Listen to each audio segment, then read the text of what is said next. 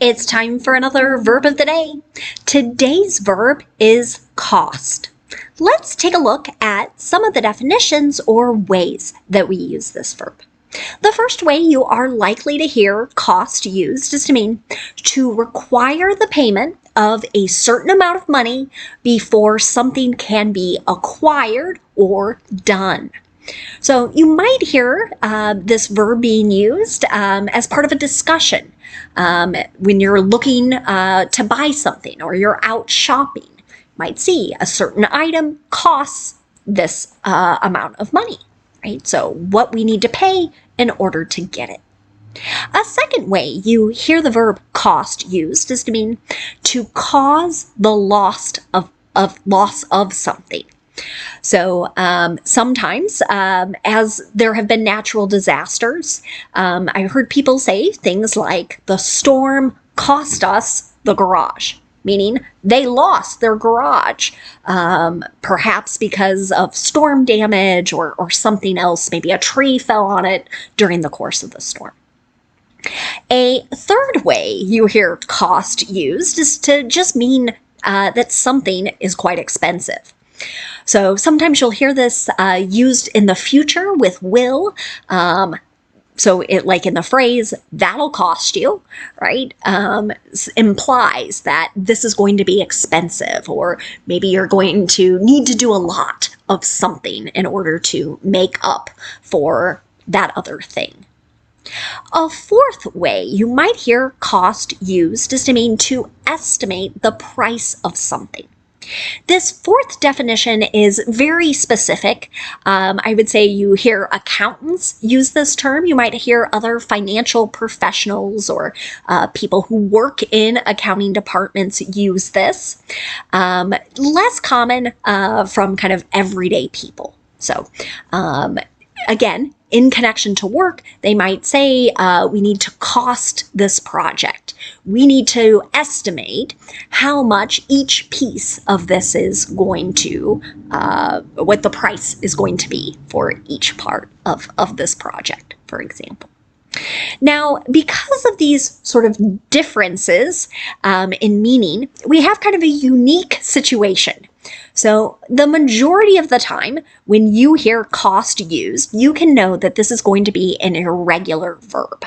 And it's irregular really for definitions 1, 2, and 3. So requiring the payment, causing the loss of something, or being expensive. Okay? So something that's maybe a little bit different, also connected to this irregular verb, is that with definitions 1, 2, and 3, we really don't use this in the progressive, right?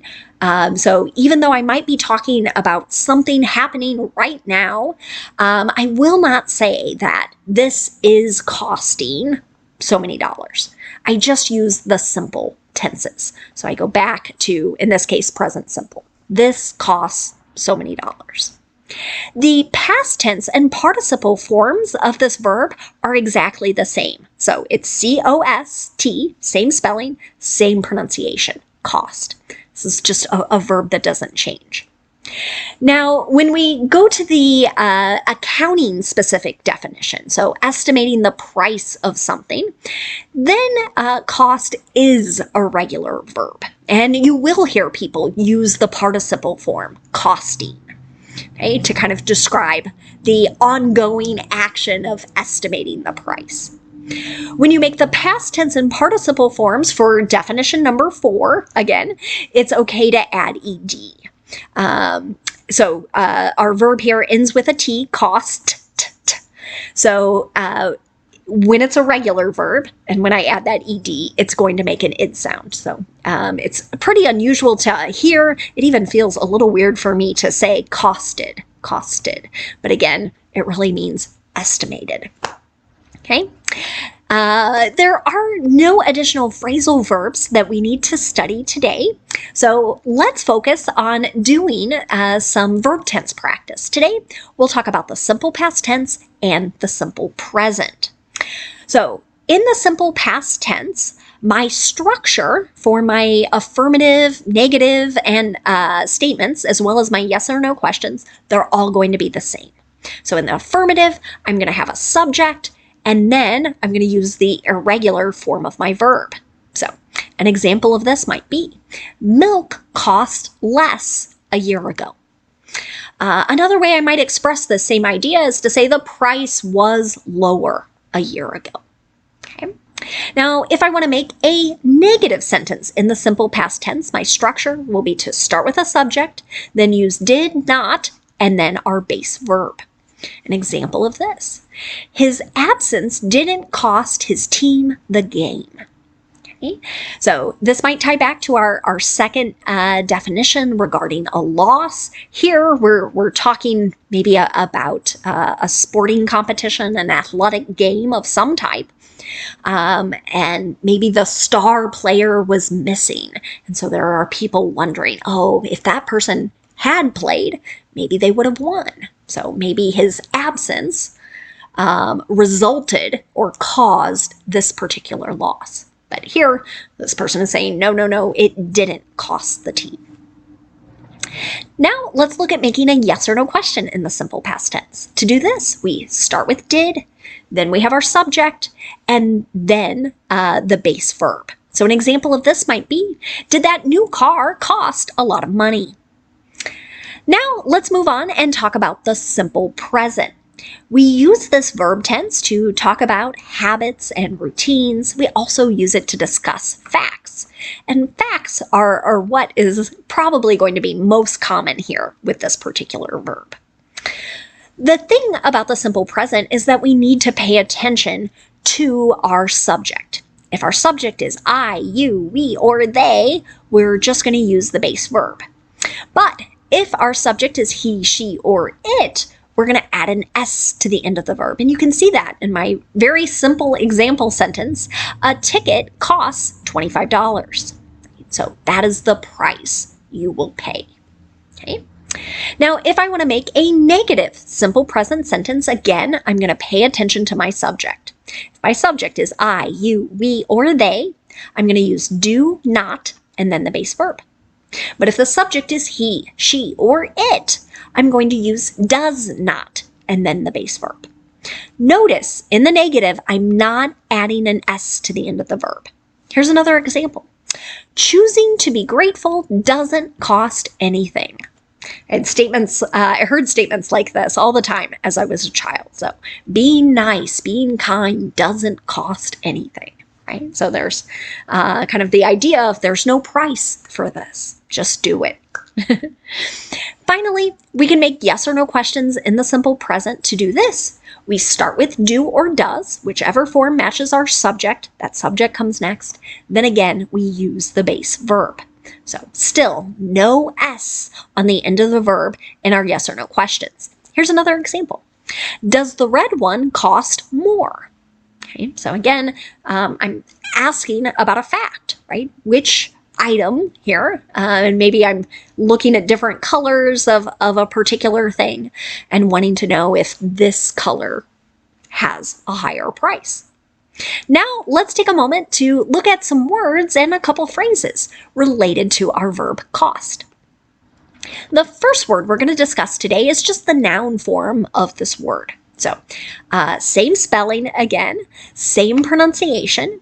When we use the noun cost, we might be referring to an amount that is being required to be paid, or an amount you are spending in order to buy something or to get something. An example of this might be, the costs of college tuition keep increasing dramatically. So the amounts we need to pay for tuition, for books, for fees, everything keeps going up. A second way you hear the noun cost used is to refer to the effort or the loss, the sacrifice that is necessary in order to achieve something or obtain, get something. An example of this might be, the costs for climbing the corporate ladder were too much. So climbing the corporate ladder is a phrase we use to talk about like advancing in one's profession. So for some people, in order to advance, they might need to spend less time doing their hobbies or spend less time with their family. They might decide, I just don't care about getting promoted. I want to do these other things. A third way you hear the noun cost used is just to refer to legal expenses. An example of this might be costs may be awarded to the defense. So here we're talking really about legal expenses related to attorneys for the defense in a particular case. Another related phrase you might hear is at all costs. And generally, when we use this phrase, we're sort of suggesting or saying, I don't care what the price is, or I don't care what effort I need to give in order to accomplish something, in order to reach something. I'm still going to do this regardless. Okay? An example of this might be, these politicians have said they will avoid wars at all costs. Okay? So here, I'm talking about a group of people that have all collectively said, I'm going to do all sorts of things in order to avoid or stay away from having a war, having my country involved in a particular war. Another phrase you might hear is at cost. And again, sometimes we hear this in connection to buying and selling things. And if someone uses this phrase at cost, it means the person selling it is not making a profit. So they are selling something and making just enough money to cover their own costs. An example of this might be, I can't go to the concert anymore, so I'm selling my 2 tickets at cost. So what this means is maybe, let's say I paid $50 for the tickets, right? So I'm asking someone, give me $100 for these 2 tickets. I'm not asking for extra. I'm not trying to make a profit or make more money. I'm just trying to get back what I already spent. Thanks so much for watching today's video. I hope you have a great day.